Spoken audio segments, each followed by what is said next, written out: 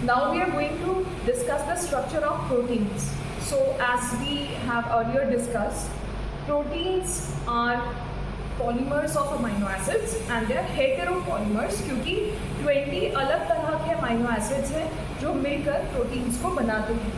तो प्रोटीन का structure 4 levels पे देखने को मिलता है क्योंकि हमारी बॉडी में प्रोटीन्स बहुत तरह के फंक्शंस परफॉर्म करते हैं। प्रोटीन स्ट्रक्चरल भी होते हैं क्योंकि वो स्ट्रक्चर का मतलब हमारी बॉडी का स्ट्रक्चर बनाते हैं। जैसे कि आप सेल ऑर्गेनेल्स के अंदर अगर देखोगे तो जो प्लाज्मा मेम्ब्रेन है उसमें प्रोटीन होता है, ओके। और कोलेजन है जो इंटरसेल्यूलर मटेरियल होता है, that is also protein. Collagen is also protein. Proteins hormones भी होते हैं, प्रोटीन्स एंजाइम्स भी होते हैं, प्रोटीन्स एंटीबॉडीज़ भी होते हैं, ये ट्रांसपोर्टर्स भी होते हैं। तो इतना वैरायटी का फंक्शन, जितना मतलब प्रोटीन वर्सेटाइल है इतना और वर्सेटाइल कोई मॉलिक्यूल हमारी बॉडी में नहीं है। तो इनका स्ट्रक्चर भी 4 लेवल पे हमें देखने के लिए मिलता है। सबसे पहले होता है प्रोटीन्स का प्राइमरी स्ट्रक्चर। प्राइमरी स्ट्रक्चर का मतलब है कि जो अमीनो एसिड की लॉन्ग चेन है, एक अमीनो एसिड दूसरे अमीनो एसिड से जॉइन होकर लॉन्ग चेन बना लेता है। उसी लॉन्ग चेन को मतलब सीक्वेंस ऑफ अमीनो एसिड, ये अमीनो एसिड्स की एक लॉन्ग चेन है, ओके।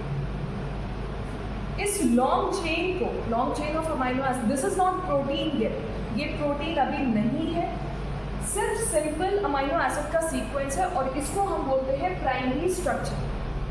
हमारी बॉडी में thousands of types of proteins हैं जो अलग अलग फंक्शन परफॉर्म कर रहे हैं। तो प्रोटीन को जो डिफरेंट बनाता है वो है उसके अंदर अमीनो एसिड्स का सीक्वेंस। अगर एक अमीनो एसिड भी चेंज हो जाएगा तो उस प्रोटीन की प्रॉपर्टी चेंज हो जाती है। उसके बाद आता है सेकेंडरी स्ट्रक्चर। ये जो चेन है long chain of amino acid, इसको हम पॉलीपेप्टाइड चेन बोलते हैं, ओके। क्योंकि अमीनो एसिड्स के बीच में ये जो बॉन्ड बनता है this is a peptide bond. तो पेप्टाइड बॉन्ड क्योंकि बहुत सारे होते हैं इस चेन में, इसलिए इसको पॉलीपेप्टाइड चेन कहा जाता है। सेकेंडरी स्ट्रक्चर में जो अमीनो एसिड का सीक्वेंस है, जो पॉलीपेप्टाइड चेन है, it folds upon itself in different manner.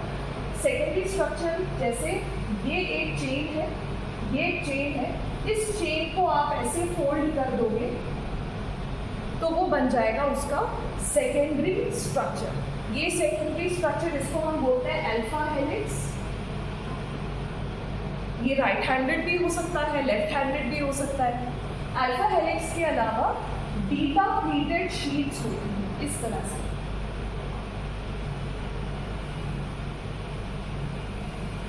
ये बीटा प्लीटेड शीट है, ये क्या है? ये सिर्फ एक पॉलीपेप्टाइड चेन है और ये अपने ऊपर ही फोल्ड हो गई है। ये फोल्डिंग ऐसे हेलिकल स्ट्रक्चर में भी होती है जिसको अल्फा हेलिक्स बोलते हैं, और ऐसे भी होती है जिसमें प्लीट्स होते हैं बहुत सारे। इन प्लीट्स के बीच में बहुत सारे बॉन्ड्स होते हैं जो कि इस स्ट्रक्चर को बहुत ज़्यादा स्टेबल बनाते हैं। ये बॉन्ड्स हाइड्रोजन बॉन्ड्स भी होते हैं, डाइसल्फाइड ब्रिजेस भी होते हैं, इलेक्ट्रोस्टैटिक बॉन्ड्स भी होते हैं, and there are also van der Waals forces. Similarly ये जो अल्फा हेलिक्स है इसके बीच में भी यहाँ पर डाइसल्फाइड ब्रिजेस, हाइड्रोजन बॉन्ड्स होते हैं। कुछ प्रोटीन्स ऐसे होते हैं, स्पेशली स्ट्रक्चरल प्रोटीन्स, जो अपने सेकेंडरी स्ट्रक्चर में ही फंक्शन करते हैं। आपको ये याद रखना है कि प्राइमरी स्ट्रक्चर में कोई भी प्रोटीन फंक्शन नहीं करेगा, वो प्रोटीन नहीं होगा। तो फंक्शन सबसे पहले सेकेंडरी स्ट्रक्चर से देखने के लिए मिलता है, और जो स्ट्रक्चरल प्रोटीन्स होते हैं ज़्यादातर वो क्योंकि बहुत सिंपल काम कर रहे हैं, कोई बहुत ज़्यादा कॉम्प्लेक्स फंक्शन नहीं है उनका, तो वो सेकेंडरी स्ट्रक्चर पर फंक्शन परफॉर्म करते हैं। टर्शरी स्ट्रक्चर में सेकेंडरी स्ट्रक्चर की अपने ऊपर और ज़्यादा फोल्डिंग हो जाती है। जैसे कि आप बीटा प्लेटेड शीट को और अपने ऊपर फोल्ड कर दो या अल्फा हेलिक्स को और अपने ऊपर फोल्डिंग करा दो, तो इस फोल्डिंग के बाद कुछ सपोज ये फोल्डिंग के बाद बना है, ओके।